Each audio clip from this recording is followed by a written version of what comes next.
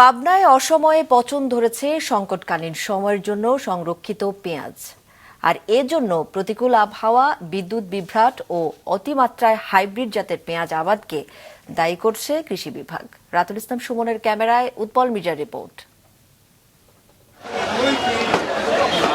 পাবনায় পেঁয়াজের অন্যতম বড় বাজার হাজিরহাট।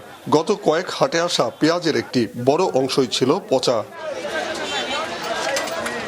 কৃষকরা জানান, সাধারণত কার্তিক অগ্রহায়ণ মাসে পেঁয়াজের পচন ধরে, তবে এবার বর্ষা মৌসুমেই দেখা দিয়েছে এমন বিপর্যয়। বিশেষ করে যারা সনাতন চাতাল পদ্ধতিতে পেঁয়াজ রেখেছিলেন তাদের অবস্থা সবচেয়ে করুণ।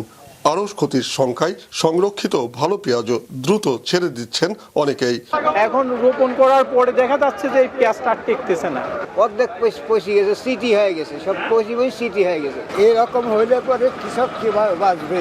সাথিয়ার বনগ্রামে কৃষি বিপণন অধিদপ্তরে আধুনিক মডেল সংরক্ষণাগারে সংকটকালীন সময়ের জন্য প্রায় 400 মণ পেঁয়াজ সংরক্ষণ করেছিলেন স্থানীয় কৃষকেরা। তবে শেষ রক্ষা হয়নি, সেখানেও ধরেছে পচন। এমন পচন লাগেছে যে আমার হাতে দেখতেছেন যে এই পেঁয়াজ অর্ধেক দিয়ে বাঁচি আমি, অর্ধেক পেঁয়াজের তো পাপ থাকবে না। সরকারি প্রতিষ্ঠান, সরকার আমাদের দিয়েছে পেঁয়াজ রাখার জন্য, নিজেরা বুঝতেছি না পেঁয়াজ কি কারণে পচে যাচ্ছে। এবার একই চিত্র সাথিয়া ও সুজানগরের কৃষি বিভাগের তৈরি প্রায় 2500 আধুনিক মডেল সংরক্ষণাগার ও এয়ারফ্লো কক্ষেও।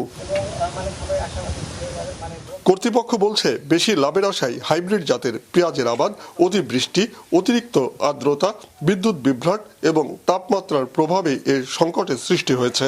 হাইব্রিড পেঁয়াজের উৎপাদন দিন দিন বাড়ছে।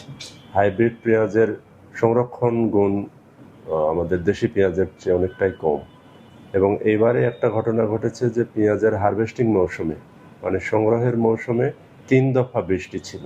কৃষি বিভাগের তথ্য বলছে, চলতি মৌসুমে পাবনায় পেঁয়াজের উৎপাদন হয়েছে 9,95,000 টন। অসময়ে পেঁয়াজের সংকট থেকে বাঁচতে পচন রোধে এখনই কৃষি বিভাগকে প্রয়োজনীয় ব্যবস্থা নেওয়ার দাবি কৃষকদের। উৎপল মির্জা, মাছরাঙা সংবাদ, পাবনা।